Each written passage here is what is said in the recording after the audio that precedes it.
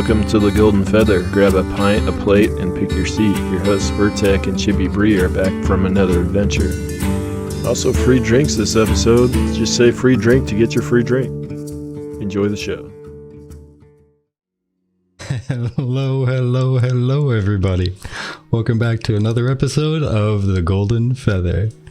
Today is, what is today? It's the 10th of March. You know what that means, right? Mario Day. Mario Day. It's me, Mario. But we are on episode number 159, MMO Drive, featuring Rive Genesis. And how are you, friend? I'm doing very good. I appreciate you guys having me on again. Hey, always a pleasure. Always a pleasure. Thanks for stopping by again, for sure. And the lovely and talented pretty elf next to me. How are you there, Chibi? Doing pretty well. I'm super excited to talk about today's topics. Oh yeah, we got topics to talk about. Oh, absolutely. Especially those community topics. Oh man, should be good. I'm excited. Absolutely. All right, so as per the usual, Rive. Just in case somebody out there does not know who you are, what you do, or why you're here. Who are you? What do you do, and why are you here? Mostly YouTube is where I've been the most active. I've made Ashes of Creation videos, but obviously people have noticed lately I've branched out a little bit and done some other MMOs, and that's been a good thing for me, for the channel growth anyways, because, you know, as we're going to talk about, the hype has died a little bit for Ashes, so it's just a little hard. And honestly, I just ran out of ideas for Ashes videos, to be truthful. So oh yeah, we'll definitely be talking about that today too. Yeah, so I just kind of branched out, and it's been a good thing. So good. I'm also on Twitch, but I don't stream much. Want to eventually start that, and I'm on Twitter, but mostly YouTube. That's where I'm at mostly right now. Makes sense. It's pretty decent. I think one of my favorite VTubers, and we had him on as a guest a couple of times, both before he became a VTuber and after, said that if you can't stream to nobody, aka make YouTube videos and be entertaining, then you're not really going to make it as a content creator. And I found that very important. Oh my gosh, yay, you changed it so I'm not hiding behind a hill anymore. I love you for that. I'm like, oh, I get to go away now, bye. But a lot of stuff. Yeah, no, I love it. It looks great. We have some new alerts, by the way. You're gonna have to figure out what those alerts are yourself by playing around, but you know. But anyway, I think it's important that you start off like on YouTube, and also YouTube has that like kind of evergreen content in a way, because you can always go back and be like, what were these people's opinions during these times? Like, how did people feel about Ashes when the Kickstarter happened? How did people feel about Ashes after APOC, etc.? You can just easily go back and find those. My question to you though is, what kind of content do you make, for those that don't know your content? Well, I kind of go deep on, I just pick a topic and I go pretty deep on it typically. Most of my videos take a lot of research and a lot of time, and I try to be as factual as possible because I know the Ashes community appreciates that. So that's really what I do. I did like a 4-part series on the Ashes of Creation economy, but it was heavy speculation on what, you know, I thought might be good methods for making gold, which is obviously something that's kind of impossible to tell this early, but I just kind of nerd out on economy big time. I love economy and MMOs, so yeah, that's kind of why I did that. Also like PvP a lot, so I've done a lot of PvP videos, talking about, I still think that, you know, Ashes of Creation can be the best PvP MMO, open world PvP MMO, I should qualify that. And so that's why I'm very interested in Ashes and the economy aspect with the player-driven economy. I think the economy could be extremely interesting too. Yeah. So that's kind of what I do. I just like to go real in depth, and I think I lose a lot of people by doing that, but that's what I like to do. So yeah, economy, JRX, right? Economy is another form of PvP. Yep, that's fair. it's warfare through economics. Yeah. And who can undercut somebody the most. Yeah. I've spent the many economy hours on in the Ashes is going to be nuts. Absolutely. Yeah. I've spent many hours on auction houses. Doing auction house PvP before. So Yeah, absolutely. All right. Well, today's topics, the things we're going to be talking about, are let me see. I misplaced where I put it. Oh no. Today's topics are on gameplay, the community topics, things that the community is kind of worried about, and then also some UI things that I wanted to bring up that I thought was kind of interesting, and I saw some other people bring up. But first, I want to get your opinion on some of the things that the community is chatting about in terms of gameplay, which is rotations. Do you like rotations? Do you not like rotations? I tend to like rotations. I like to have quite a few buttons and a rotation that have to go through, but I like it when it's a more reactive rotation and not just this is always the rotation. It's more of when this happens, then you do this type of rotation. That's kind of what I prefer, to be a more reaction based type of rotation. That makes sense. Yeah. What about you, Vertec? Do you like rotations? So that's a very tricky question. So I prefer when things are kind of set up as a priority system. Like this is gonna do the best in this type of situation, and then that's gonna be your next best, and then your next best, etc. And then this thing is gonna be much better when you can have that cast right before it, because it's gonna boost the damage. But that's the other thing's on kind of a big cooldown, so it's not gonna be every time before you hit skill 2. It's gonna be like every third time or something. Okay. So things like that are really interesting. It keeps it more dynamic, because then maybe in a different situation you add a second person and this other skill is going to be your first priority. You add 3 or more and then this other skill is going to be your priority, or something like that. But in the end, it does still end up boiling down to, well, your rotation on a single target is best when you do this, and your rotation on and it's still going to be a quote unquote rotation. It's just going to be, I suppose you would say it's like a dynamic. Situational rotation. Yeah. Okay. So the reason why I bring this up is we have a friend over here on the forums, PGT 1027, and basically he was talking about having seen the word rotation being brought up a lot lately in the community, and he was wondering what the meaning of that is for Ashes. And the specific thing I want to pull from this is, if all that's meant is that the abilities are meant to be comboed together with other abilities, I have no problem with it. That's a good thing. But the thing he's worried about is having these like 10 and 12 button rotations that you must do in a particular order. And honestly, to me, that ends up feeling like... what do you call that? Where you whack-a-mole? Yeah. You just gotta like follow a specific order, or it'll go 1, 2, 3, 4, 5, go back to 4, then 6, 7, 8. You know, it just, I don't really like that as much, because it does take the in the momentness out of the gameplay, and you kind of zone out. And I do that totally in the raids. I will zone out because I am just in my rotation, and it's not always bad, because sometimes I'm playing the game because I just want to disassociate from my mind, and I can just kind of zone out and let my mind wander while I pay attention to whatever is going on the screen.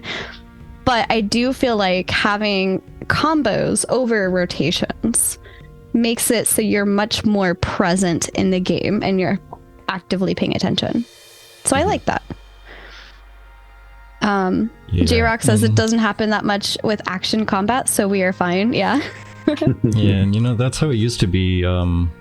Back a while ago, I was playing WoW, and I actually was leveling up a pally, and I forget if it was prot or protection or retribution, but one of them, it was quite literally, you hit whatever button is off of cooldown. That's your rotation. Whatever is off of cooldown, you smack it, because your cooldowns were so like off the wall and like random-ish, but every single button was your priority. Like, just whatever's off cooldown is what you're hitting. And I know with the thing I'm tanking with now is a druid, so I'm a big old bear. and there's literally 4 buttons I can hit, and 2 of them have longer cooldowns. And there's 3 or 4 that have like 3-minute cooldowns, which are like, those are your emergency buttons. You use them only really in an emergency, or else you're kind of killing your cooldowns.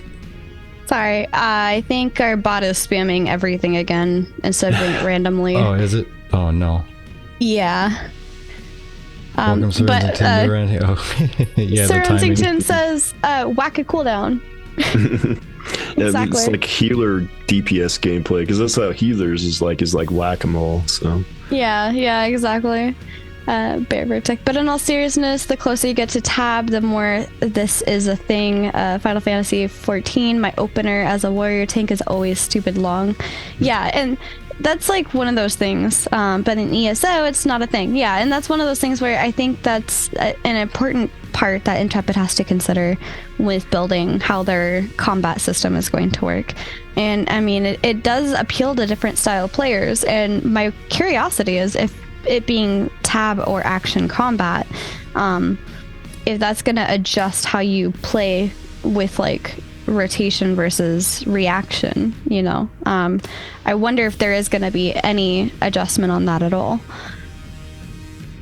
Yeah, it's going to be interesting, because especially with that tall versus wide, where you could have like, you can set up 10 skills on your bar, but they're heavily talented, versus you could have 15 to 20 and they're not very talented. So it's going to be interesting how they're going to bounce that aspect with it too, because obviously the 10 buttons is going to be a shorter rotation no matter how you look at it, but each one is going to be more impactful.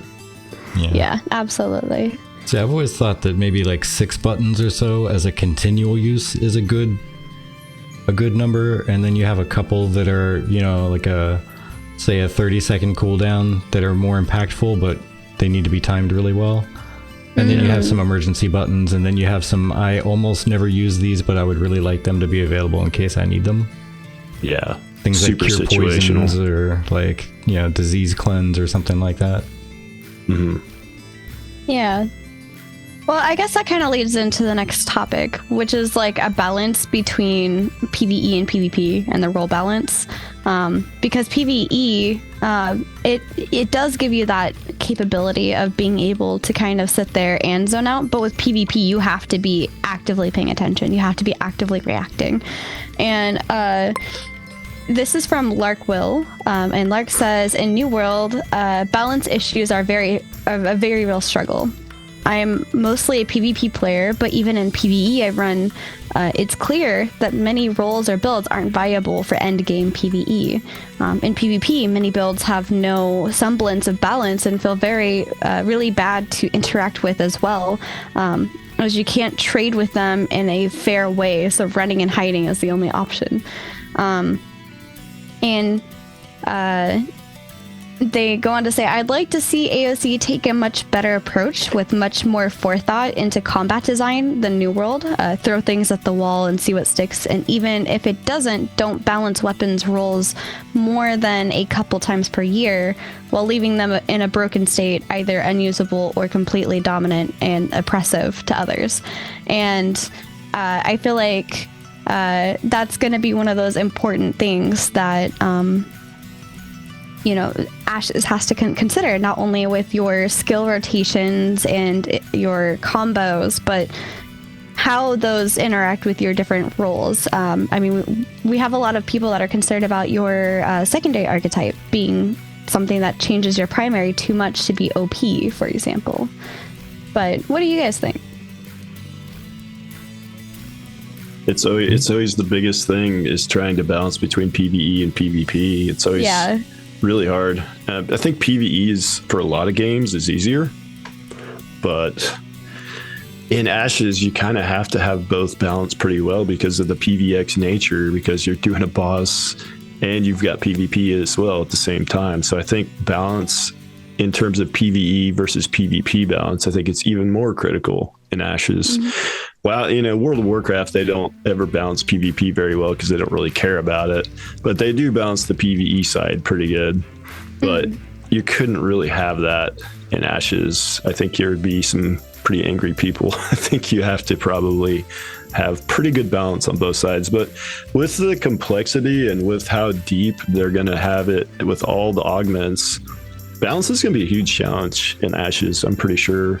But it's always hard in MMOs, so we'll see. Okay, that's fair. That's been one of the biggest struggles every game that tries to focus on PvE and PvP is balancing the two. The games that focus on PvE and PvP is just a side whatever, then people expect that PvP is kind of a train wreck, but some people dig it and some people don't, and vice versa. The games that are based around PvP, their PvE stuff is going to be weak and not really plentiful, and they expect that, so it's fine. But when the games kind of center around both and say, hey, this is going to be a PvX focused game, like you're fighting everything. Yeah. It's really they really got to pay attention to things like balance, especially with tanks, man, tanks. And, Tanks are tough in PvP. Yeah, tanks and time to kill for anybody. Yeah. Time to kill, balancing that's tough. Like we saw in Alpha 1 with the cleric was unkillable. Yeah.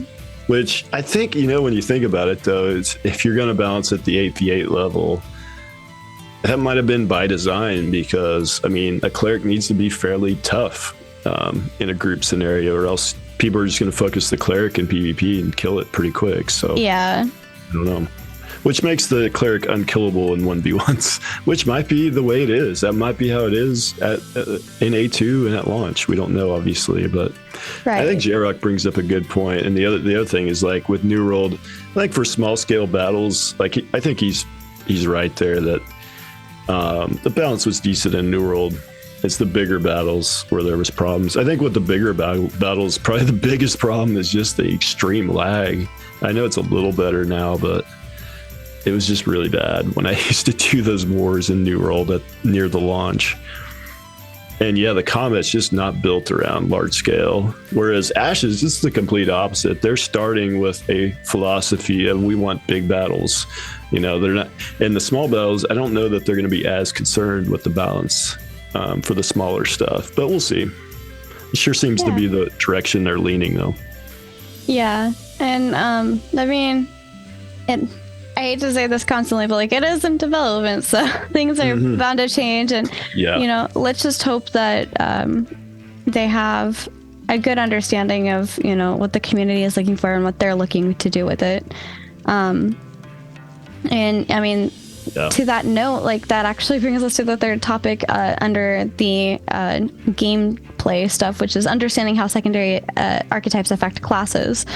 And this is from Galvier, and Galvier says, as we know, a mix of your primary and secondary archetypes determine your class. My current understanding is that your secondary archetype will mostly affect visual and aesthetic flavor of the primary archetype and not have significant mechanical impacts, which this gets corrected later in the thread.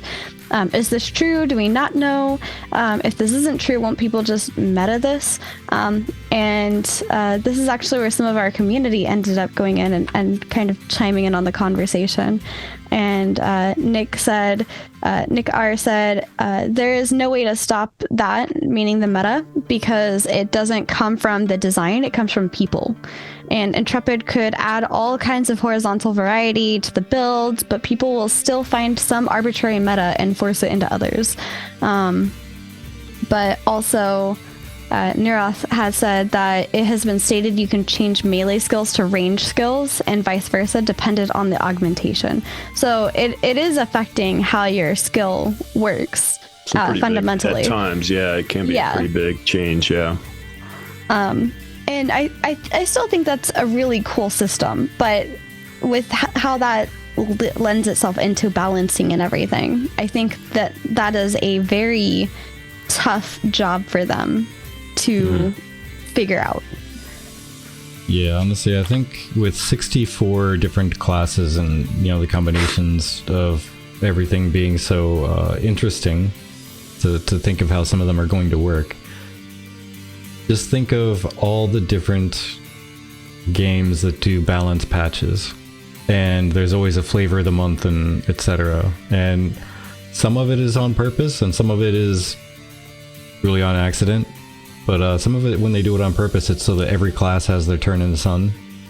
Yeah. And with 64 classes, that might take a little while. There might be like 8 individual classes that are outshining the rest. Maybe one of each primary, and it just rotates through. Yeah.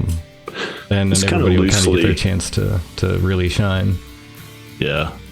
It's a little bit loosely based on Arcade, not entirely, because Arcade was a little bit like Rift, where you would choose 3 specs and put them together, and that was your class, and it was like 250 some. I don't remember how many. It was a lot of classes that it ended up being. There's only like 8 that were viable. Yeah. So unfortunately, that's what I worry about with Ashes. With each primary, there's like 2 secondaries that are viable, and then the others aren't. And I hope that's not the case, but that's obviously something they need to look at really hard in Alpha 2 to try to nail down to make everything viable. I think the more complex you make, like Path of Exile, for instance, when you have that complex of customizability, it's a little harder to have a defined meta, but also the balance is like terrible, when you have that much. So that's one way you can avoid a meta, I think, is just to have a tremendous amount of customization, but then you won't have very good balance ever. Other than that, I mean, it's just a matter of, I guess, having people that are experienced with balancing that kind of game over time. I think existing MMOs, people get better and better at it. So I would expect at launch, not very good balance, but hopefully it gets better over time. Yeah. Yeah, fingers crossed. I'm kind of thinking the same. My ideal hope is that, they all are fairly balanced within, say, like 15% of each other when it comes to whatever you measure their performance by. But there's still going to be some balance work that's done on purpose, I would think, to, again, give everybody their chance to be the rising star, everyone a chance to be the, well, I guess I'm not going to be the prime pick in the raids this month or next month or what have you. Well, hopefully it's not monthly or bi-monthly. Yeah, I mean, hopefully it'll be a couple months, like quarterly or something, rebalancing. Yeah. Give it the typical 2-year expansion rotation to get all 64 classes through to be like shining for a quarter of a year is like the ones to be for 3 solid months. Yeah. And then they're just kind of back to average for the rest of it. Yeah. Some of the things that chat is saying, by the way, is Alexia, welcome in. I missed your cheers earlier. Hello. J-Rock says, my biggest issue is that there's 64 of them, and that meta is going to be a giant issue. Half of that ish is what won't even get used, I think is what they're trying to say. And J-Rock was kind of agreeing with what Rive was just saying about there's just a lot there with it, there's so much complications with it's cool, don't get me wrong, it's absolutely cool that you have so many different things that you can build upon, like building blocks, but then that alone might exhaust some people.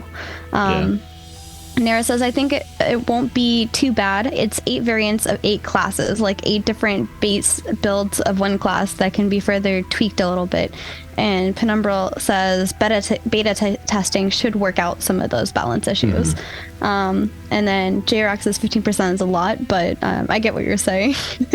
And finally, Penumbral says synergy will add a lot of dynamic party structure. And I agree. Like, even if your thing is not the meta for the moment, maybe the thing that you're going with brings a better synergy to the party.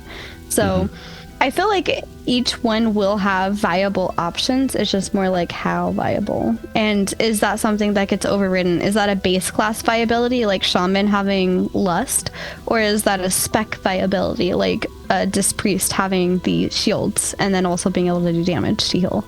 Like it kind of depends. I guess that's kind of where I want to go into the next topic, which is like the community topics. And one of the biggest ones is right now, a lot of content creators are feeling like there's just this lull. We saw it in your video. We saw it in Richie SH's video. You know, it's Narcissist bad when talking about it. Richie is talking a little bit negative because he's a very positive guy when it Oh, comes to yeah. Ashes of Creation. Oh yeah. And he actually released a video this week, talking about like the hype is dying, but is that necessarily a bad thing? Like there was like 2022, to his point, was like a very pop-in year for Ashes. You know, there was all these really awesome updates, and then granted they did better with the tank video the second time around. This last one with the UI update, while it's nice, it's very like chill, right? So there's been a lull. I think Richie, Narc, and somebody else also pointed out that there's also a lull in the interest in Ashes right now. They're not getting as many searches. And to your point in the video that you made, there's a lot of people that are making Ashes almost really like on par with Ashes games since the 5 years that they've been from Kickstarter to now in development.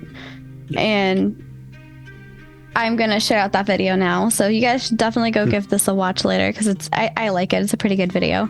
But that's a great point, right? When I mean today, Jalon from Paradox Gaming Network was talking about this. When there's like a lull in something, you tend to look around, right? So we're looking around and we're seeing games like PAX Day. We're seeing games like what were some of the other ones that you mentioned? Because there's a couple I haven't heard about before. Well, Throne and Liberty, which on paper looks good, but they haven't told us anything about it, and it's NC soft, so there's a lot of concerns there. But if they've learned from the past, maybe it's good. What else? We have Arcade 2, they're saying is next year, but I'd assume it's later than that. Obviously the Riot MMO, but that's a long ways out. The new ZeniMax MMO, we don't know where they're at in production with that, but obviously it's a huge company.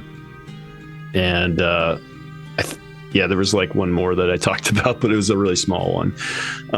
So there's a lot, but there's a high failure rate with MMOs, which I talked about in that video. So, and I still think Ashes, and I didn't really mention this, I don't think in the video, but I still think Ashes is unique enough from all those MMOs, because PAX Day is probably, of all those, is the one that interests me the most. But it's a pure sandbox. It's EVE Online in a fantasy setting. To simplify it into one sentence, and Ashes is a sandbark. And Ashes has a feature nobody has, the nodes. So I think Ashes is distinct and unique enough. As long as they make a good game, I think they'll still be fine. But I think it would be probably easier for them if PAX Day didn't exist and all these others didn't exist. But at the end of the day, I also mentioned that competition's good. So should make I was actually about to bring that up. Better. Yeah. Like you had said in the video that competition breeds excellence. And, I feel like a lot of the community is worried about all these other games coming out. I don't think Vertec and I are particularly worried, because very similar to like what you said, Ashes is still our primary game. We're interested in these other games. Like actually tomorrow for our coffee quest, we're going to be, we haven't seen any of these other games. We haven't seen any of their trailers. So we're going to be sitting down and talking about that tomorrow morning. But it's important to know what's out there, because that might spark either an interest in things, or like, oh, wouldn't it be cool if Ashes did something similar to that? Or I like the way that they did this better, etc. And I don't think that Ashes necessarily needs to be worried. I think they do need to pay attention, though, because there are, to Jalon's credit, and I think your credit, there's a lot of people that have come out since they've started the Kickstarter that are catching up to them, and potentially will even release before Ashes does, right? Yeah. So I think that's an important thing for Intrepid to keep in mind. It's what about you, possible Vertec? Might sneak up and overtake at some point. I think one of the biggest points that has come up and will continue to come up when it comes to other games competing with Ashes is that there's going to be some common interest between the different games, but there's also going to be some uncommon loves and hates between the games. So some people are going to love that Ashes does this and that, even though they like that these other games do that and that. So one's going to be their game all the time, and then there's going to be the, hey, I'm not feeling Ashes today, I'm going to play this other thing. Or, hey, you know, I really want to work on doing my whatever in the sandbox game, so I'm going to go do that today. And I mean, I think it's nice to have those, right? I mean, let's see. You wouldn't say Assassin's Creed has killed Horizon Zero Dawn or vice versa. They're two similar games in the fact that there's open world, you can run around, you can do stuff, and there's storyline to it, but they're both enjoyable to play. And people often do jump from story game to story game, sometimes without finishing one. I'm very, very bad at that. But it's one of those things, like, why can't both be okay? Like, people can like both. It's fine. They're different enough. They appeal to different people enough. And you know, I think it's an important thing as a gamer at the end of the day. Like, sure, you can think of it as quote unquote loyalty. Like, oh, they're not loyal to Ashes or whatever. It's at the end of the day, they're games. And like, if I worked on, like, I guess it'd be more different if you were to be working for the company and you weren't being loyal to the company versus being a gamer that's enjoying what these companies are producing, and enjoying multiple games. Like, I was going on a rant, but you're covering it. J-Rock. We love to see those rants anyway. It just further validates. But no, it's just one of those things. Like, I don't think that it's necessarily a bad thing. And I think that, you know, Jalon did a really good job of breaking down the difference between a theme park and a sandbox, and how nothing will ever be 100% sandbox, but you can have 100% theme park. Yes, and he's right, yeah. I thought that was very interesting. And I mean, it's really informative. It's something that, like, I honestly had never understood what the differences were between theme park and sandbox getting into Ashes. I was like, I don't know what this means, but this looks awesome, and I'm excited to try it. I'm researching a video right now talking about why sandboxes have pretty much most sandboxes have failed. I mean, EVE Online and Albion are the only two that have had success. Yeah. And there's some things they did, like, for me, I'm probably giving away the video a little bit, but they both made, like, death wasn't, at least in Albion, death isn't the worst thing, even though it is full loot, because it's very easy to replace your gear. So that's one thing they can do.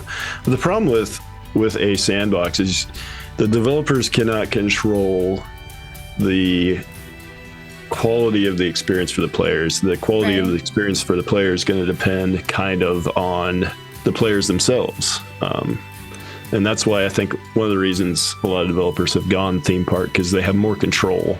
Yeah. They have more creative control. Whereas Ashes is trying to do a little bit of both, which this is what Dark Age did, and it worked pretty good. So I think it's easier to have theme park elements in your game. I think it's harder to make sandboxes work, but like I said, I'm going to do a video on why I think PAX Day might actually be able to pull it off, but obviously there's still a lot we don't know about that. Yeah. So go and check them out. Yeah. I have a lot more PAX Day stuff I'm going to do. As soon as I come up with some ideas for Ashes, I'll do some more Ashes videos. I'm just out of ideas. So. And that was the other point to the content draw is, I mean, Vertec and I were very grateful that we put ourselves in a very unique position where you guys technically are our content. So provided that you guys are making content or people are posting on the forums and such, we have content to talk about. However, for the content creator that doesn't rely on the community for their topics, you know, it's pretty barren. And I teasingly have talked about it as like the drought of 2023, as there's not much to talk about much in the meantime. And, you know, there's a lot of hope from other content creators that, you know, Ashes will have stuff to talk about pretty soon, especially after March, or when the Tower of Carfin, I guess, sneak peek instead of walkthrough thing is kind of happening. And just who knows what else is coming up next, you know, and there's just a lot to go off of. Some of our chat though, J-Rock says Eve also for the most part And then also as long as you don't take out those stupid big ships. Yeah, Eve was not super punishing. I didn't play a lot of Eve, but I've researched it for my video and for other videos I've done. And yeah, it wasn't the end of the world usually when you died in Eve in PvP. So. Yeah, sorry. I like what Snickers like resub is. I stole this one from the homeless guy near the bridge. Nice. That works. And then the Dubium drought. yeah, there you go. Nair says Ashes won't live or die by its combat any more than any other MMORPG. I think sometimes people put too much importance on that part. Combat can be okay as long as the node system and all the other systems dependent on it are good. And I agree with that. We've talked about this before. Like, will combat make or break Ashes? Probably not. Yeah, J-Rock has a good counterpoint on that, though. Say, don't know if combat is bad, it will die. Oh my gosh, goodness. Snickers! Thank you. Yeah, I got one. Yeah. Whoa. Oh my gosh. That was a lot. Thank you. 36 subs. Yes. How many homeless did you come across? What? Damn. How many homeless did you cover? Oh my gosh. Welcome in, guys. Thank you so much. Snickers. Oh my gosh, Snickers. What the heck? Thank you. That was so great. That was so nice. Thank you so much. Snickers, I'm going to put my stream on right after this, buddy. Just come on over there. You want that answer? Well, that's one way to make an entrance, right? Homeless community in shambles. Snickers, the ruiner of homeless communities. Man, I hope you left him with shoes at least. Oh man, I don't want to talk about shoes and communities. Oh, welcome in everybody. We have a Discord, and you guys can come and join it. And we have a subscriber only section where we share sneak peeks on things we're working on there. And I have plenty of sneak peeks to be showing up coming up soon.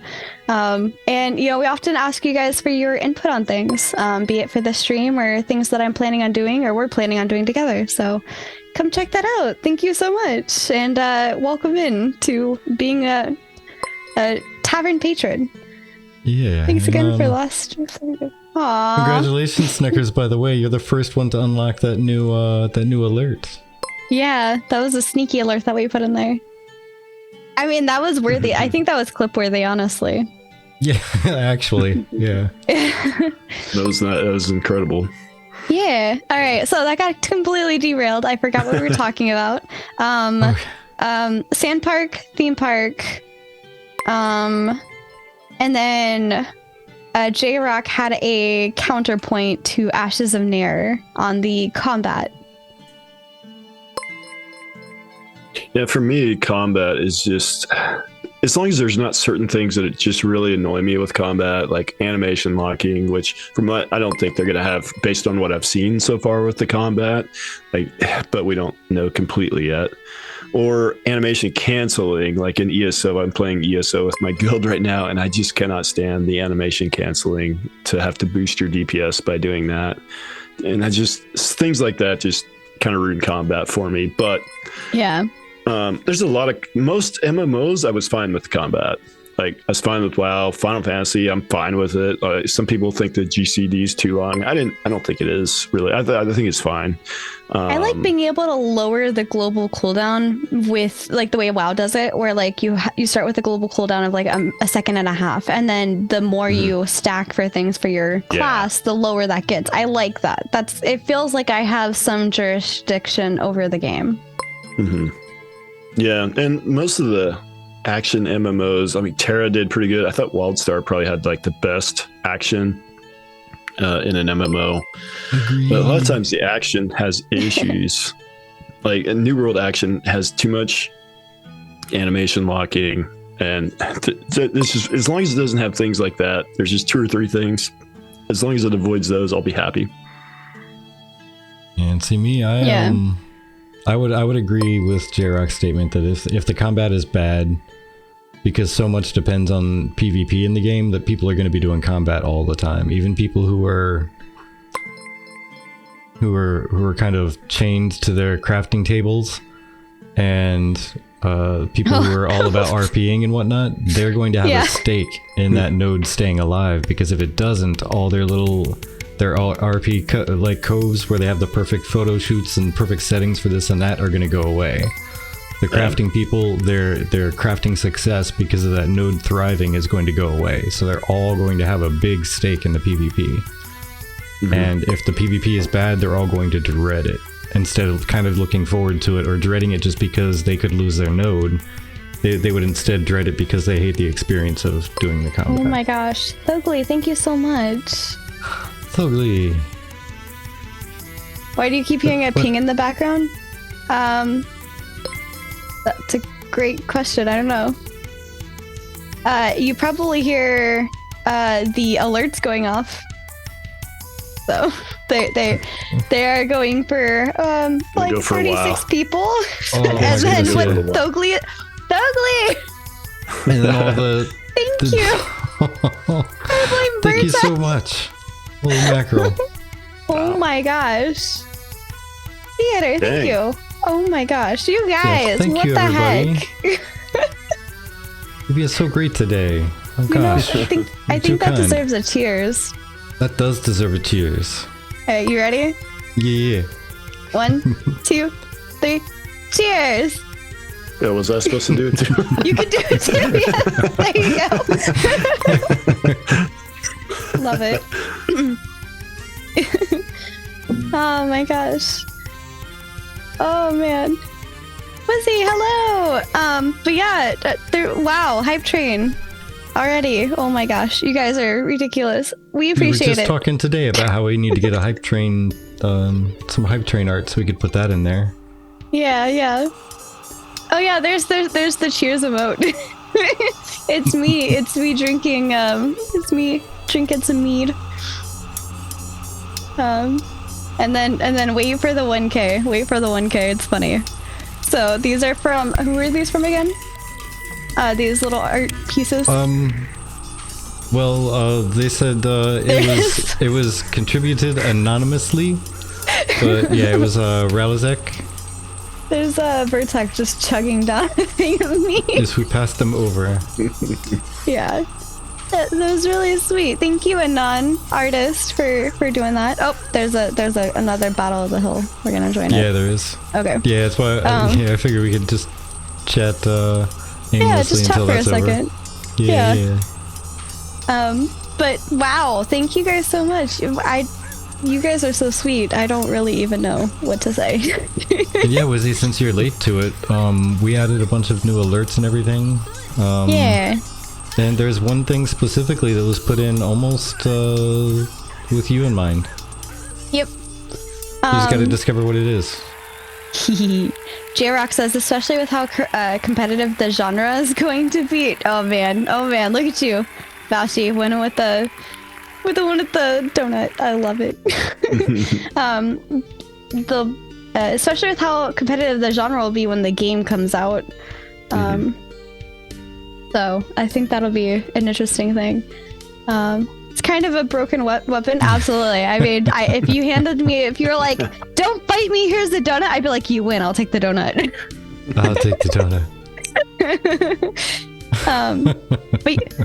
But yeah, so that was one thing that the community was kind of concerned about, and you know, somebody else was wondering, you know, what's the purpose of the live streams?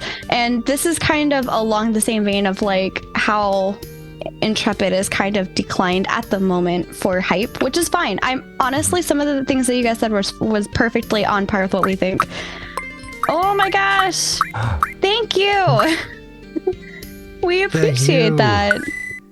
How many was that? There was just one, but it was cute. Okay. Yeah. Thank you, and it made us have a Much hype appreciated. train. So thank you guys. Oh my train. gosh, you know what that means? We got to level 2. I have to put a hat on now, or something on my character.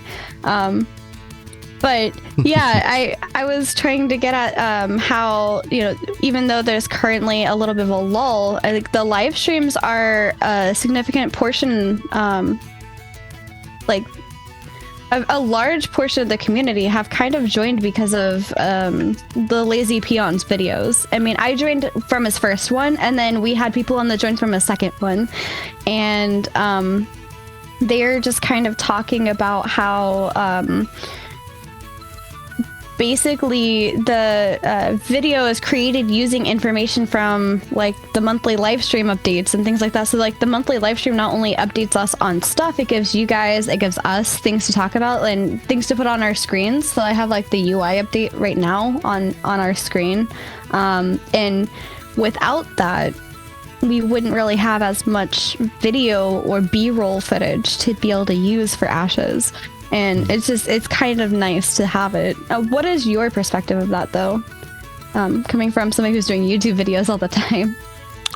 Yeah, it's just with the UI update, for instance, I didn't really see anything worth talking about. I know some people talked about the blacksmithing UI, and we saw 2 buttons on there, one for like a fast craft and one for I forget what they said. One was like fast craft and one was like a normal craft or interactive craft. I don't remember what it said, but we kind of knew they were going to do 2 different types of crafting, the crafting mini game type thing, and then a normal crafting. So like, we kind of already knew that, so I didn't really even feel like covering that. So until we get, I always do videos when we get new combat and new skills and things to look at. I'll usually do a video for that. But for the UI, that's first update in a while. I just didn't even cover it at all. This was nothing there, although the UI looks great. I mean, I think it looks great. I like minimalistic UIs, and I like highly customizable UIs. So it was a good update, but it's just not something that I could really add to the discussion with a video, So right. Yeah, I can see that. But yeah, I don't know. I think Snickers might be onto something with the got really lazy with the answers. To be honest, I think it's kind of hit or miss, and it depends on the question. Some of them that touch on what they've talked about before, they kind of answer super fast, and some things it almost seems like they don't want to go into too much with it, so they give a quick answer. But yeah, some others, I think Steven may be misunderstanding what the question was. At least from my take on what the question was trying to ask. Anyway, I could be the one that's wrong. I don't know. I mean, it's also, I think it's a little bit difficult because when you have the person that's trying to fit their question in there, and then, like, I mean, I experience this all the time as a viewer of a streamer, right? I'm trying to ask a question and they completely misunderstood my question, and I have no way to give them that immediate feedback, especially for an Ashes live stream. There's no way to give that immediate feedback of, wait, no, that's not what I was trying to get to. I was trying to get this other thing. And so I think that ends up causing a little bit of a problem where, like, the answer is not quite, or the question is not quite answered properly, and it's one of those things where, like, yeah, they're able to go through and clarify about the crossbows, but for, like, all these other questions were like, that wasn't quite what I was trying to ask, or I meant this slightly different vein version of it, that, like, you kind of touched on, it's just, there's a lot like that. And then also, Snecker says, it will be ready when it will be ready. You should step down from development and come back in a couple of months, and AOC won't be for everyone, are also very popular answers to very important questions that are, now. And, like, I feel like Vertec and I, while we have the pro of having the community as our content, we have the con of we can't just step down. And we can't just take that break, because that will detriment us in a way, because we try to make this be Ashes of Creation focused, our live streams for the podcast, right? So we don't really get to just step away, but when you are covering multiple things, like, it makes it a little bit easier. Thank you, guys. Level 2 hype train. Appreciate it. Yeah, I don't know. I think I think the live streams may be disappointing some people lately because they're kind of aiming on some things that other people really wanted to see. Yeah. Like it's interesting that post came up after the UI live stream because technically it checked a lot of boxes that people have been asking for.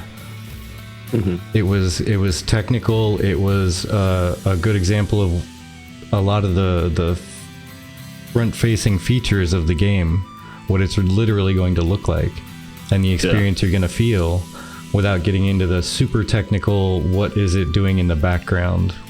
Like, what's that UI doing with the numbers and how it calculates things in the background?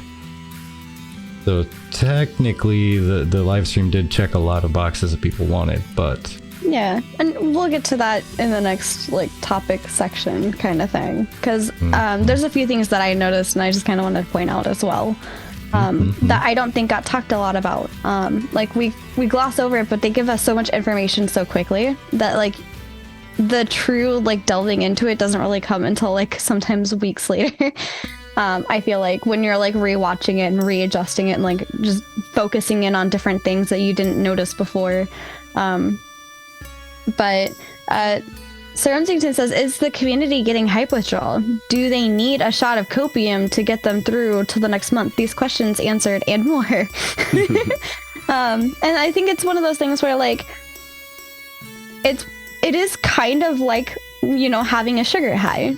You get given the sugar high in the first place and you're like, oh, that feels really good. I really enjoyed that.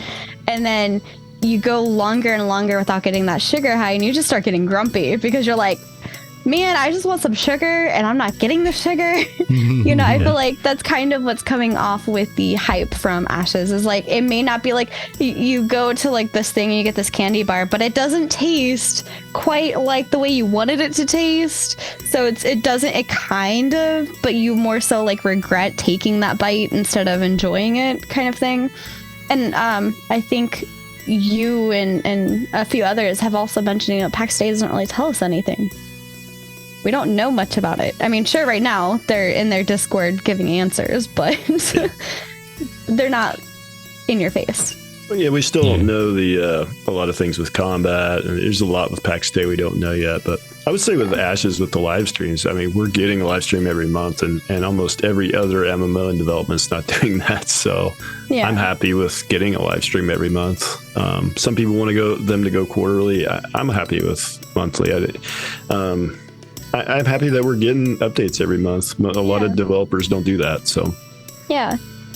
And I mean, I personally haven't had an issue. I kind of agree with like, you know, J-Rock and Ashes and Air. I haven't had an issue with any of them. There's not one that I don't particularly like. I mean, there was one way back, like maybe 2020, 2021-ish, where there was that great drought when they're having the server issue and they had to fix it.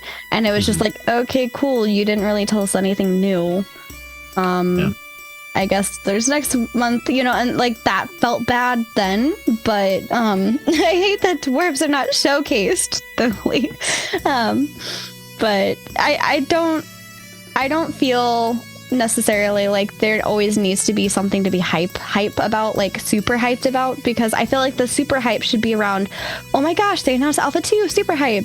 Oh my gosh, they announced Beta 1, super hype. You know, I feel like, oh man, that was a really good, like, informational live stream. I took a bit away from that. That's really cool. I like to see where they are in the development process. I think that's fine, and I think we need that. I think we don't always need to be on with the hype. I think that's important, because it's like if you're happy all the time and you never experience anything bad, how do you truly be grateful for the things that are good, kind of thing. And I'm not saying Intrepid did anything bad. I'm just saying if you're always on with the hype, it's hard to get even more hyped. Yeah, if everything has to show off and show up the last thing. Yeah. It's going to be a big old plummet when you have a down month. Yeah. Yeah, I don't think the hype is necessarily always the worst thing. It's I think people overhype how overhype can be bad, I think. I don't think it's the worst thing. It's a good way to market your game, but potentially they might have hyped it up too early. Back before Alpha 1 when got a lot of hype when he went on Asmongold's show and things like that. That might have been too early, and the game wasn't really in a presentable state yet. But now it would make more sense to start hyping it as we get closer to Alpha 2. I think that getting back in touch with Asmongold and some of these other people to get the hype back, I think would be just fine. I mean, it marketed the game well. It sold 100K Alpha 2 copies. At the end of the day, that's good for the game, but some people are going to say now people are going to be disappointed no matter what. But it really depends what you're hyped for. Are you hyped for it to be the most amazing game ever? I'm not necessarily hyped for that. I'm hyped for a very good MMO, which is, for me, there isn't a lot of that right now. So that's what I'm hyped for. And if that's where your hype level is at, I think you'll be just fine. Yeah. Indeed. And yeah, Thugly, here's hoping that Dwarf Showcase comes soon. He was asking if we were gonna do a drinking game in the tavern. Of course. Of course. Yeah, Snickers, that's I just did a video on Ashes does have a lot of new competition now. Yes. I agree with that. But like I said, hopefully it'll push everybody to do better and steal ideas from each other like everybody does. And hopefully we'll have a lot of good MMOs that way. Yeah. And I mean, I see where both of you are coming, Nair and Snickers. A lot of some of the community, or a good amount of the community, is worried because, like, it's not that they're unreleased games that they're worried about. It's the rate at which they are making that game compared to the rate that Ashes made the game, and that's what they're worried about. And the fact that, you know, sure, back 5 years ago, Ashes was the only one that was making this kind of game, but now we have all these new people that kind of like turn their heads, especially you said in your video recently, UE5, and we're like, oh wait, now we can make a game off of this engine instead of making our own engine. And I mean, even you mentioned in that video too, like WoW has some issues with their own game engine that they had to create from scratch, and it's just one of those things where if there's a helpful tool that can make you be able to make something in a less amount of time, you don't have to build everything as custom. I mean, look at Intrepid, they are still building things absolutely custom for themselves. But if you don't have to do as much of that, it really does cut down on development time, especially for some of these bigger studios like Riot, like people who put out Elder Scrolls and things like that. So I think you guys both have very viable viewpoints, and I'm not really sure where to be personally. It's more like I'm keeping an eye on everything. I'm not too worried, but I'm also I'm not ignoring the fact that it's there. And I'm not to say that anybody else is. I'm not personally bothered. I'm gonna keep my eye out. It looks interesting, but yeah. I'm a little bit concerned with Intrepid sometimes, I think, not focusing on the base game as much and focusing too much, like the Constellation. I did a video on this, but I don't think they have scope creep, but I think they have a bit of polish creep is what I called it in my video. I can't remember the title of the video, but for instance, the Constellations, I remember when they did that live stream, and I had to look it up on the wiki real quick as I was watching it because it hadn't been talked about yet. So it's kind of a new thing. And I know it's a small feature, but I feel like something like the Constellations can wait until the rest of the game is kind of working in a good state. And that stuff like that could even be added in patches or expansions. So I would like to see them, especially with all the competition now, I would like to see them focus, get the combat right, get the nodes, all the core features, which about 95% of the game is all intertwined and critical and can't be eliminated the way they've designed the game. But certain things like the monster coin, you could just hold off on that until you have the rest of it working. Yeah. Maybe even add that in after launch. And that's what I made the point of on that video. Adding in having the best character creator, I think is great, but maybe not necessary either. And certain things like that. Every little blade of grass moving and every tree moving, things like that. Yeah. Great, but not 100% necessary. And it's all that delays, the launch. And eventually, if all these other MMOs launch before Ashes, I mean, that does become a problem for them, I think. So. Absolutely. Yeah. And I think I'm kind of on board with Sneckers there that for right now the biggest problem is that we're in 2023 and Intrepid still doesn't 100% know how combat will work. I mean, like active blocking and such. To add to that, just so you can keep going, today PGN talked about how they kind of went back and forth with their design. You know, they got this far, but then they went back and redid it, and then they went back and redid it, and so that's kind of like stunting their growth. They're not going forward; they're just retracing their steps essentially. Yeah, they're going a little bit forward, but it's like one step forward, two steps back. And they've made a lot of assets that have been thrown away with, you know, Apocalypse. And I don't know. Do you guys know this? I've tried to figure this out, and I've asked a few people. The Alpha 1 map, is that going to be in at launch, or was that just a throwaway map? I think Alpha 1 was a portion of the full map, if I recall. Yeah. They called it like Alpha Island, but I think it was supposed to be taking different parts of the full map. Okay, because I had a little argument with Richie and a few of the other content creators. Chat will correct us. Yeah, I thought it was part of the northwest corner of the map, but the way it's like worded in the wiki was a little confusing. But Richie thinks it's just a throwaway map, and I think no, I think it's part of the map. So yeah. I don't think they wasted it. But if they did, if it was throwaway, it's like why would you make all that and throw it away? Yeah, and I mean. The other thing, and I think it's important to, like, Vertec and I, we don't turn a blind eye. You know, we're aware of these issues, and I think it's important to address them. And you know, these are concerns that people have, and they're very real concerns, right? And one of the concerns are, Intrepid did have the way back in Kickstarter, their Q2 release in 2019 for Alpha Phase 2. And they had a list of desirables to meet for that phase 2. And I mean, he took that out and he was like, they haven't really met this. They haven't really met that. They kind of met this one. They didn't really meet that. And it's one of those things like, I get that was back in Kickstarter, but is that something that, like, is that a realistic reference or not? Because the reality is that's the only reference that a lot of people have at the moment on what we should be at. So, that is something that I think is something to be aware of and to be cautious of, because the knowledge that that's all people have to go off of, and then they look at whatever, you know, Intrepid releases for Alpha 2.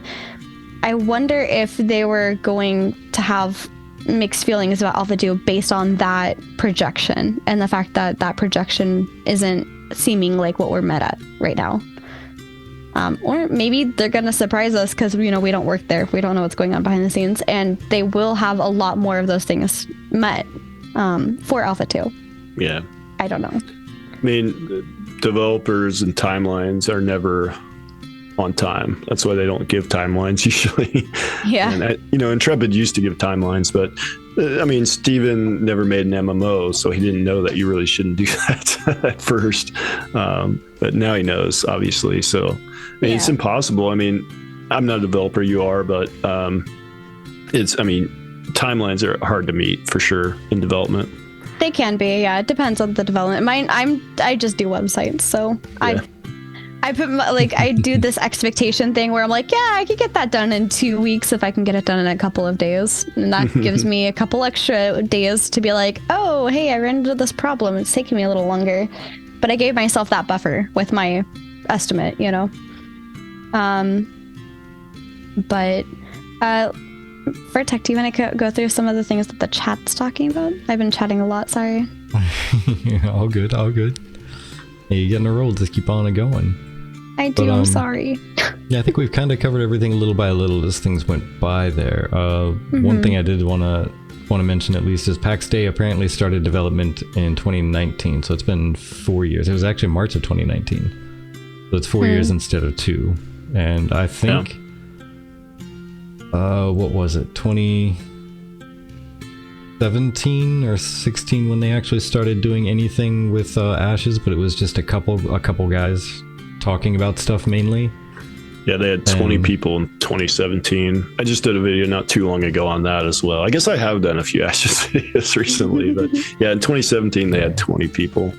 So I mean, that's so small, you know. Yeah. Yeah, Oh, man. So I think a lot of it was probably really delayed to really ramp up the actual development, just because a lot of ideas were being thrown out there and a lot of ideas were still being mulled over at the beginning, and then when everything got fully staffed and they started to really bump into development issues and limitations of systems and stuff like that, they had to kind of rethink everything. So that's my opinion on why maybe there's some things that aren't quite finalized yet, because they didn't quite think everything through to the point that it needed to be thought through, because they bumped into things they didn't take into account, like with the Unreal Engine maybe. One thing I would like to kind of look at is, I mean, tomorrow we're going to be going through the PAX day trailer and a few other trailers, but I kind of want to look at the complexity of the different games in comparison to each other, because I think that is more important than like when each company started. If you start later but you have a less complex game, then that doesn't really matter. But if you start later and you have a similarly amount or more complex game, I think that matters a little bit more, personally, because it's just it's one of those things where I can build a web page in a day that is super simplistic and get it up and going, but my boss might take a week doing something that's really intricate and has a lot of algorithms behind it. But then again, to be fair, we also don't know everything about PAX and what they're promising. Right, that's what I'm saying. So, that's what I'm saying. I would like to look at their trailer and kind of look through their stuff tomorrow and kind of compare that and see see how comparable it is to what Ashes is planning on doing. But I mean, to that point though, we may not know everything that they're planning. Yeah, as what Jirok's saying is sandbox. So in theory, you know, there's less that the devs have to do. They just have to build the tools that the players then go build the content with. But they've talked about there's going to be dungeons. So it's not a complete sandbox. There's dungeons, and obviously they have to build a building system that's really robust if you're going to have players building every single city in the world. And that's probably not easy. And the world's supposedly massive. They haven't talked about it, but it's a huge world. So I do have a video on a PAX Day Everything Known if you guys want to watch that by chance tomorrow. Oh yeah, I think I'll do that. And I wanted to watch yours because I saw that it kind of popped up as a thing because I was on your channel, and then I was also wanting to watch because Jalan also put one out today, so I kind of want to go through that and hear your guys' perspective. I love that we have so many different content creators surrounding us, because I get to hear different viewpoints all the time, and I'm like, that's a good point. That's a good point. Wow, I don't know how to feel between those 2 points because they're both fair. But if you're okay with me moving on the topics a little bit, yeah, we've gotten stuck for a little bit. Oh yeah, it's all good though. That means it was a good topic. It's definitely one that I think the community is worried about, and I think it's fair. You know, I think there's a lot of mixed emotions on it, and I can understand why. And it's part of the reason why I wanted to chat about that. But also, what do you guys feel about having phone number verifications? This comes from Abtit, and they're asking if they could have a phone number verification, because this would limit botters, cheaters, gold sellers, and abusing alt accounts, if that's going to be a thing. So for example, your phone number is whatever, like 12345678890. If I get banned on that phone number, I can't reuse it on any other account. You have to be verified once a month on that phone number to make sure you're still possession of that number. Steam has done this to CSGO, and it was a fantastic drop of hackers in the games. And there's a lot of other people that were in agreement with them. But what do you guys think? Because I know there's things like Google Voice numbers, right? So yeah, as long as they're verifying it's an actual like hardware-based phone and not just a Google number, then I think it wouldn't be so bad. I don't know about verifying it once a month. I mean, that's a bit often. Maybe like every 6 months would be nice, but I don't think it should be every month. Yeah. And couldn't they just do email verification? Wouldn't that be simpler for everybody? And that's actually what somebody, Davey said. and Davey was saying, presumably there are ways to change the number associated with the account, likely through your email address, and things like that. So, like, go ahead. Yeah, the thing with using a phone number instead of email is I can go right now and I can make 17 emails on Google, and they'll be so different. True. And they don't ask for like an ID or anything, so you could tell them any name you wanted to. Just pick name randomizer and ready, set, go. And a phone number, like an actual assigned phone number from a telephone servicing company, is going to be much harder to come by, and they're going to actually have to pay subscriptions for those instead of just going to Google, like, hey, give me a Google number. Mm-hmm. Yeah, absolutely. And, you remove the phone number and your account gets invalidated. You put the phone number, you can buy or you try to stacks put it of on phone a numbers second account, and the second account says, no, you can't register that here. You can only have one account per phone number. You can buy stacks of phone numbers too, but that means they're buying it. Which Snuckers mentioned bank accounts because you have to verify via payment methods, but I mean, somebody can have 1,000,001 bank accounts too. But yeah, I mean, there's a lot of things. This is an interesting, like, account security thing, and man, what a time to be passed up by VPN, Express VPN for a thing. Yeah, right. Why won't you sponsor us? One of my accounts that I don't stream on anymore got sponsored by ExpressVPN, and I thought it was awesome. I was like, oh my gosh, we got it, sponsored by them, or a sponsorship option, and I was like, dang it wasn't even the right account. Meanwhile, TGF is getting like Raid Shadow Legends and all this, like, what other random games that I'm not interested in, like, playing or promoting, and I'm like, man, I get them constantly. I get constant offers since the channel started growing recently. Yeah. I'm like, I would rather do something like ExpressVPN, because at least then you're protecting yourself from being hacked, so you can keep your game, safe. But like these other games that I just don't care about, I'm like, can I decline from getting any offers from these people? Right. Yep. It's pretty funny how half the stuff on NordVPN is using as marketing features are there without it. Okay. Yeah. Yeah, I think you should have to scan your retina before you log in. That would work. There you go. Thumbprint retina scan. Fingerprint scanner. Oh my gosh. All right, well, that takes us into the UI conversation. And I'm going to link this just because, I mean, he brings up some of the things that I want to talk about, but Narc had a new video about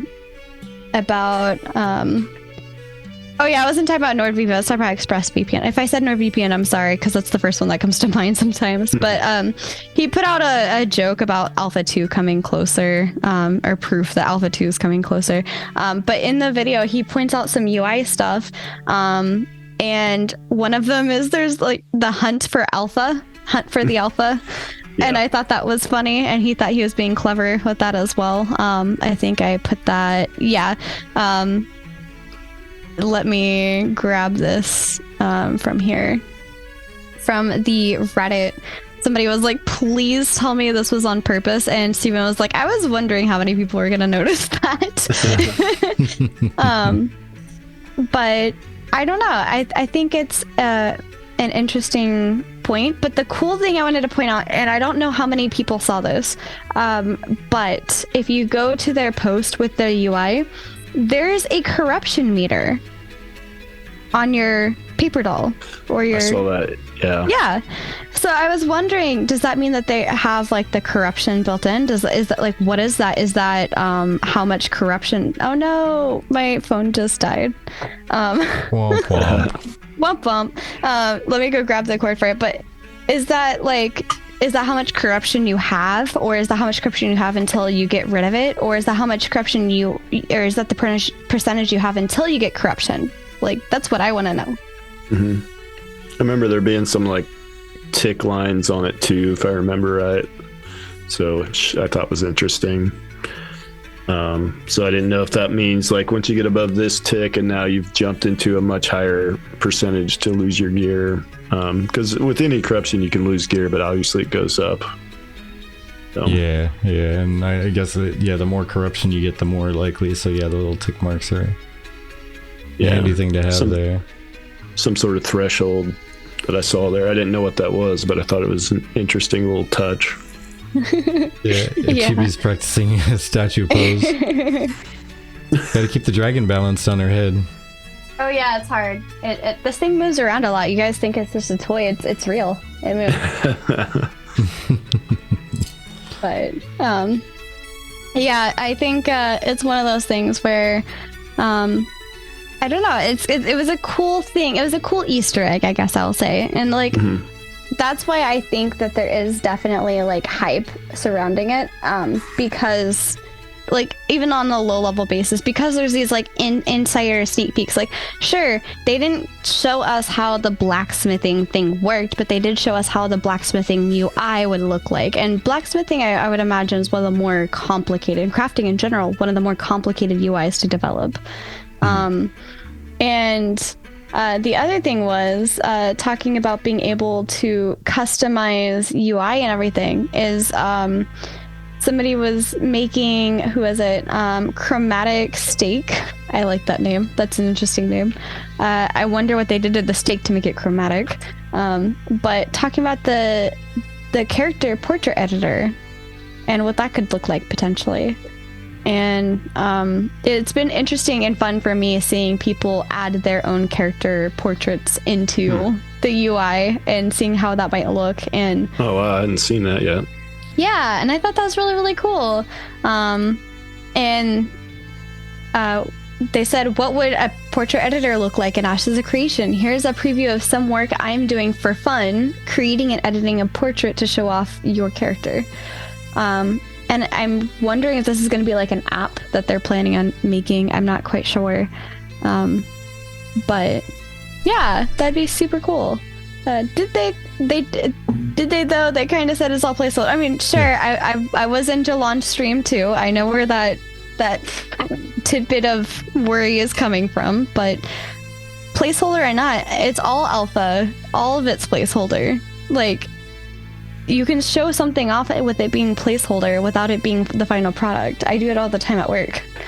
Like, yeah, it's nice to see the direction they're going and the ideas that they have in mind and where it's moving there from. Yeah. Like, especially compared to the tank video, the UI, comparing that to what they showed for the recent one, and that was only, what, a 1 month difference?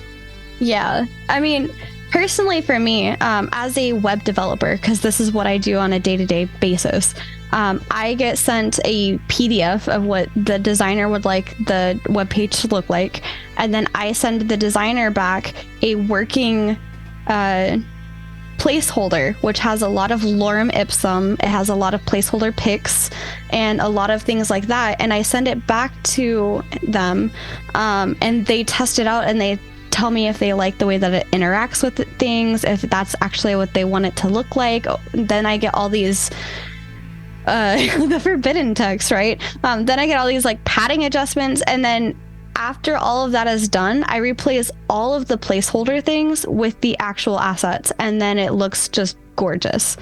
And I heard that developer head shake from TV. LO, everything can be a placeholder. It's in development. I'm sorry. It's my day-to-day work. It's what I work with. Oh my gosh.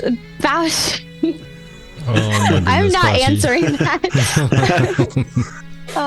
Yeah. But yeah, Snickers, I agree. I think Narc does have some nice ideas about archetype-specific UIs. I think that's pretty cool. I actually see a lot of Narc stuff because it gets recommended to me now, but I'm trying to adjust my algorithm to give me more like other content creators. So I'm watching a lot of videos from a lot of people now. And actually, Snickers, I was actually talking about that with like Sir Ensington and some others on Monday, because I do the Tavern talks, and we ended up on the topic of UI. Yeah. Because, you know, why wouldn't we?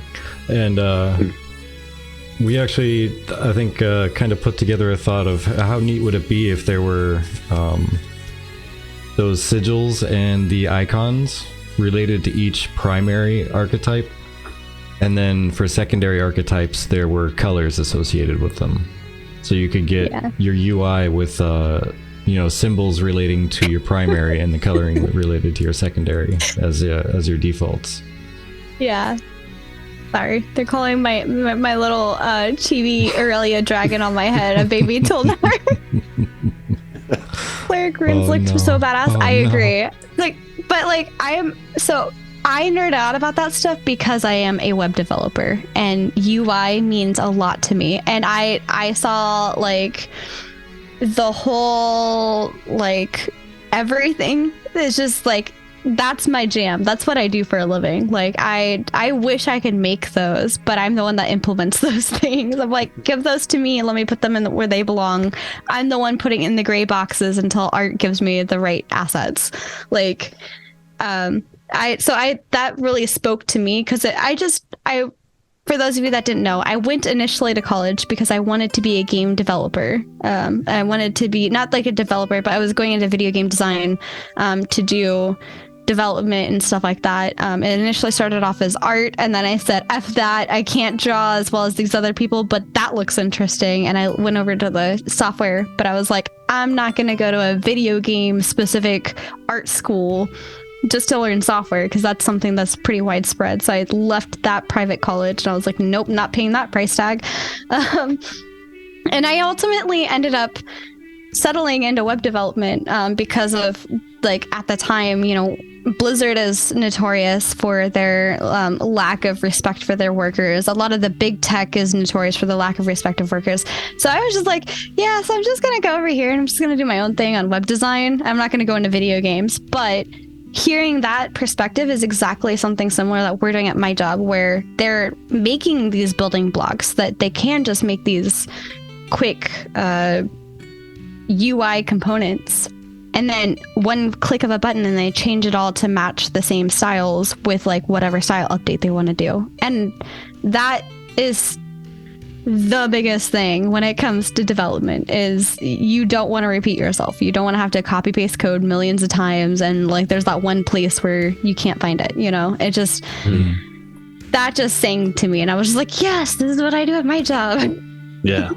So like that appealed to me from a nerd perspective, not from like I'm excited for this game, but from like, oh my god, that's my jam, Holmes. Oh lordy. But yeah, all UI and Asha should be enchantment table language. Love it. But yeah, did you have anything that you loved the most out of the UI, or was it just kind of like that's really cool, but not really what I was looking to see? Brave. Like I said, earlier, I think it's minimalistic, which I appreciate, just from the gamer perspective. Oh yeah. And the idea that they're thinking way ahead of time of customization and being able to move every frame and having the ability to set it up for PvE, for raids, for PvP. Oh my gosh, that was my favorite. Yeah, change with a button press or hotkey. That too would be. All those things would be really nice. Be nice to see the ability to also export your UI, but I know with different screen sizes and resolutions, Yeah, that made me sad too. Tough. That could be tough, but I was like, but LVUI, I could put out the script and then they could just use it, but yeah, kind of like how they do with that, but yeah, it needs to be highly customizable if they're not going to have add-ons, so that's important. But the UI to me looks great. I'm very happy with the UI so far, but we haven't seen a whole lot of it yet. I can't wait to experience it in person. Like open up Alpha 2 and experience the UI changes. And the hope is, and as much as I just nerded out on it, the hope is that you don't notice it. Yeah. Because it's not supposed to be there to draw your attention. It's supposed to be there to draw attention to the things around you, what you're trying to quest, where you're going, things like that. And I hope that's how it comes off, because it just, there's something sleek about that where it's just like, oh, I didn't even notice that. That's neat. Yeah, like to put the important information where you need to see it, where you can see it easily, but kind of out of sight, so you forget about it when you're trying to look past it. Yeah, exactly. I have a hunch that right MMO will take WildStar's action combat as it's good. Ooh. So do you think that this UI does not match art style of the game and looks like from a mobile game? I don't think it looks from a mobile game. I personally, coming from a web development perspective, feel like it's of a higher, I hate to say higher class, but hi, Sovereign, like a more elevated website or gameplay. It feels very elevated. It feels very fancy, I guess, is what the word I would try to use. But I don't think it necessarily clashes. It's one of those things I'd have to see in actual action, like as I'm playing, and how I feel about it personally. But the specific UI elements felt very like fancy and upper scale. But yeah, Wizzy, if they actually take WildStar's action combat as the goal, and they even have just some of that humor, man, I'll probably be sold. I'll jump into it. I'll play. Yeah. Yeah. I could see it. I guess I could see them doing that. I honestly, I kind of want to dip my toes into everything just so I can know what other people are experiencing, and I'd have a better idea of what people are talking about when they're like, oh, this system and that, and this system and that. Like, as much as I was like, no, I'm taking a firm stance against like New World, I refuse to play it. Now I'm like, I kind of wish I had tried it out when it was like free to try out, because I don't have any personal experience with this, you know, and it's just one of those like, I feel it feels bad, man. It's like when your player in your group is trying to tell you that they are needing mana and you just didn't understand because you don't understand how the class works. And you're like, I don't understand why you just don't have mana. Why don't you have mana? You know, it's like it's how it feels for me when other people are talking about other games, and I don't know. I don't like not relating to it, because then I don't have a clear idea of what they're trying to say. Mm-hmm. But blood DK problems. You don't want no fancy schmancy UI for Ashes, dang it. Black boxes and white lines is good enough, says Nair. Yeah, I think I don't know. I don't really feel like it's a mobile game UI. It doesn't feel mobile game. It feels highly elevated website-y to me more than a mobile game. Yeah, I kind of dig it how it is in the direction it's going, especially. Yeah. Oh, I'm not saying I don't like it. I'm just saying that's, if I had to relate to something, it'd be more like a highly elevated website over a mobile game in general. So I think it looks kind of like Guild Wars 2, which has got a really clean UI to me. Yeah, I agree. Why? To be Why honest, have a UI at all? It'll be more immersive with the UI. I think they meant without the UI. Yeah. Yeah, they're saying no UI. I think they're joking. Yeah. Okay. Yeah. Yeah. I mean, there's also like games like Breath of the Wild does a really good job with the UI not being in your face, you know. I really loved Breath of the Wild's UI, and I loved having like just that very using the landscape. I mean, I feel like who was it recently? It's like the dark type of games. Elden Ring does that same good job of using the landscape as your point of reference. But those games I think are also a bit smaller than Ashes intends to be. Yeah, it's definitely different when you have multiplayer involved. Yeah. So like, while that's neat, it's neat in a smaller world. Granted, those games did a great job of making the world not feel small. But with Ashes, you know, it's a very large world. So yeah, Snickers with Snickers' point, like, why add the UI at all? It'd be more immersive without a UI. And then Nair is true, have no buttons. Just let people guess what's going on. Could you imagine a game like that where like 35% of the difficulty is just remembering what your keys do? Oh my gosh. And PvP comes around, and those who can just remember what their keyboard and mouse does are gonna do exceedingly well. Yeah. Ashes is going SAO. We just don't know it yet. I love that. I was gonna make that joke about like going full VR. You just go full VR. Just start swinging around like a crazy person. The guy introduced me to WildStar announced a couple of weeks ago on Twitter that he's moving from Valorant to combat designer R&A's for Riot. Ooh. When we played WildStar together, all he ever talked about was how good the combat was. I love when like a developer or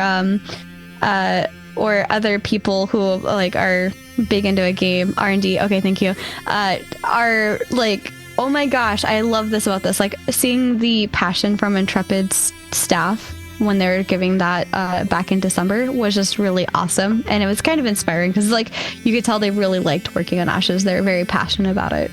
And it felt good to watch. It's never a good thing when you're like, so this is X company and people are like, ooh, X company, we work here. But, yeah. But I think that's pretty much it for today. We just have one other thing to share, and that is the fan focus creation thing.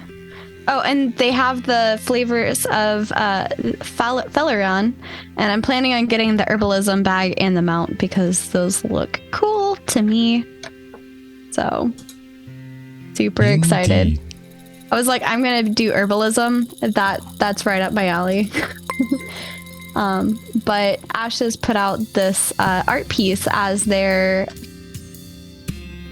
Fan Friday. I forgot what it was called. But yeah, Fan Friday, Fan Art Friday. Fan Art Friday. There you go. Arcade Infinity. Ew, ad. Sorry, but thank you for the sub.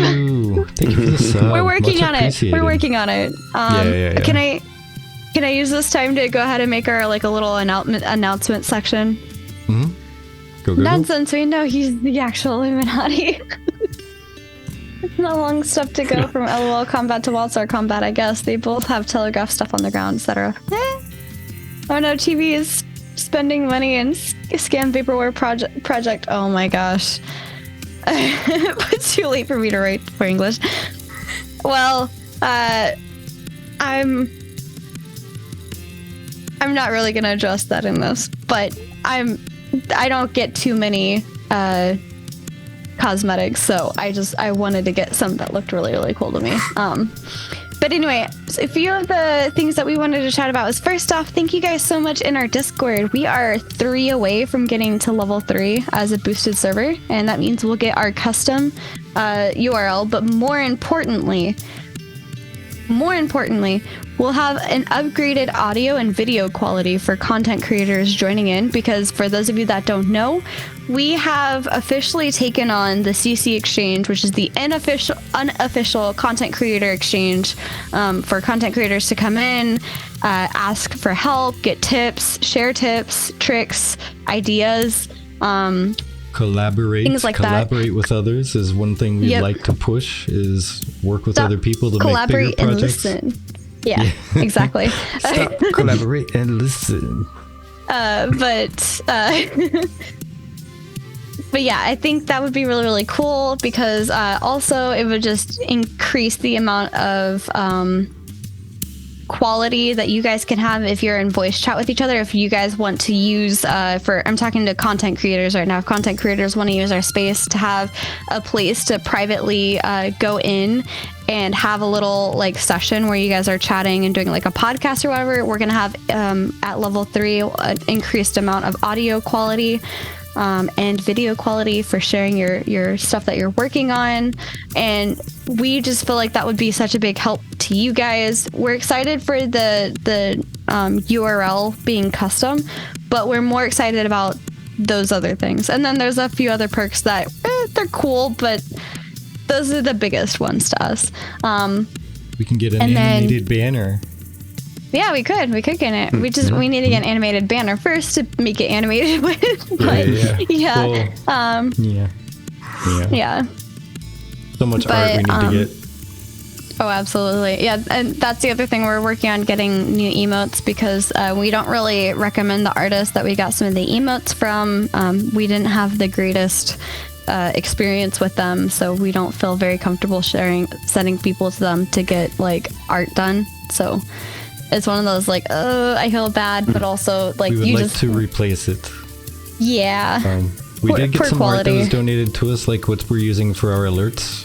That is not what we're talking about, just so you know. Oh my gosh, no. But yeah, so like some of that, as you can see, is getting sprinkled in. You know, I can make you guys stick figures. Awesome, Sulfur, and I'm really bad at stick figures. My stick figures become disjointed, so there's like a line over here and a line that's not even connected slightly over there. But yeah, and then keep your eyes open. I'm not going to tell you what for. There's some stuff coming up that are some big things, and one of the big things is, I mean, we've definitely blown past it now, but we hit 70 subs and now we're at like 108. Woo! We're like way past that.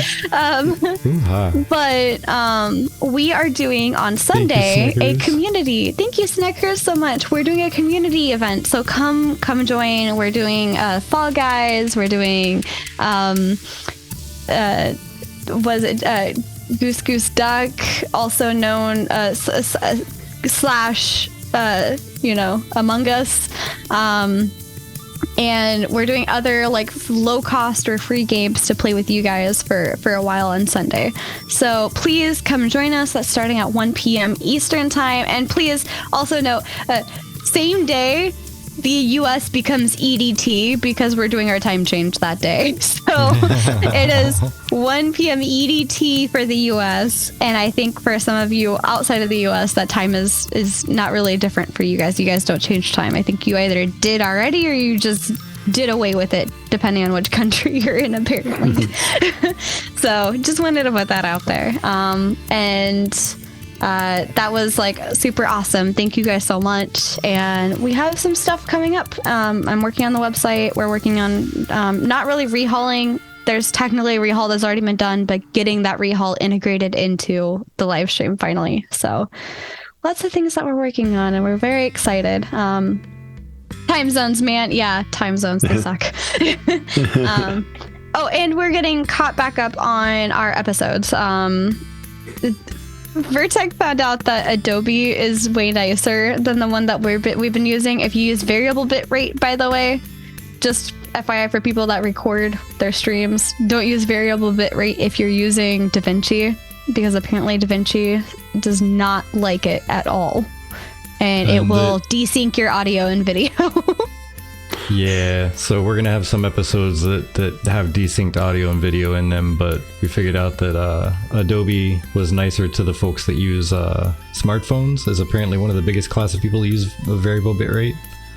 Yeah. So they can actually sync the audio and video. Yeah. I've tried everything. It's not gone, for Silverin. weeks. Yeah, I second the motion. I would like for it to be gone. Believe me, you would like for the changing of the times to be gone, but it's not gone. Dwarf Sorry. time.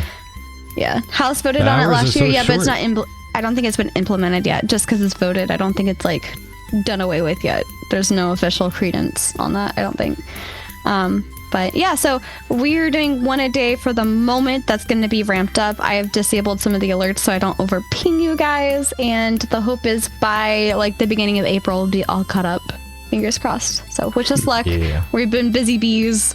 I've been making so many icons, and you might be able to see a sneak peek of what some of the newer icons are looking like if you look at our Twitter. But that being said, oh, thanks. Bot beat me to it. Kicked it out at exactly the same moment. We have a screen beat full me of to your it. links there, right? Sorry guys. I didn't anticipate the bot doing it, and so the bot beat me to the command. But we just want to make sure that you see Rive's stuff. Yeah, It's definitely there. top to bottom, it's all you, sir. So, as the closing out exercises begin here, do you have anything you would like to share with everybody? Any specific projects or plugs you want to toss out? I'm working on some pack stay videos. I hate to say it, but I'm working on that, and working on my website. I got a lot of work to do on that website. And yeah, hopefully some Ashes stuff if I can come up with ideas. Send me ideas for sure. And looking forward to this next live stream. We might get something good out of that, and hopefully something to make videos on. So we'll see. Yeah, absolutely. I'm looking forward to seeing it. I mean, I wouldn't say necessarily like unfortunately for the PAX Day, because I mean it is a viable game to be keeping an eye on. Absolutely, I think, and that's why Vertec and I will be talking about it tomorrow morning. And honestly, I hear what a lot of you are saying and your worries and your frustrations. And Vertec and I, we're gonna be all about that tomorrow. We're gonna be talking about it. So, Oh hey, yeah. well there we go. We got to guide the raid. Check that out. Yes, we do. But yeah, that's kind of my biggest takeaway is like, you know, there's a lot of mixed feelings from the community right now on, you know, not just Ashes of Creation, because, you know, they seem to kind of have a lull, but also these other games that are similar in terms of the type of game that they're building and the time frames. And I think those are very valid worries and concerns. And I'm going to be standing kind of idly by and watching. Yeah. Clickbaity stuff.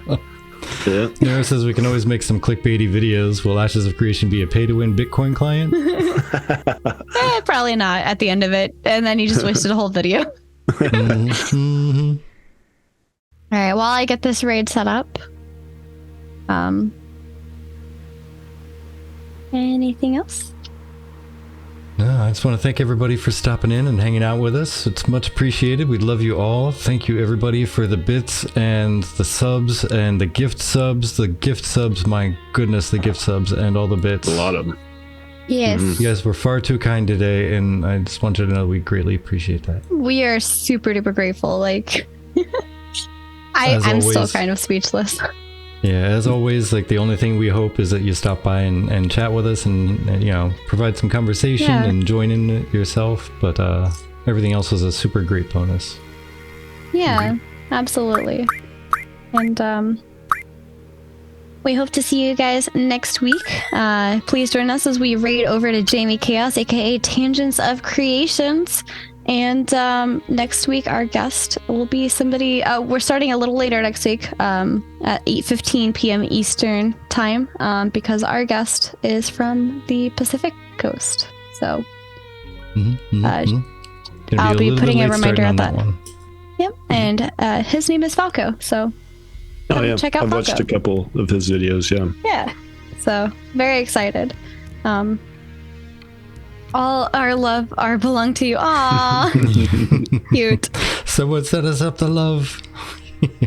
Aww. Alrighty, guys. Have a good one. Till next Friday.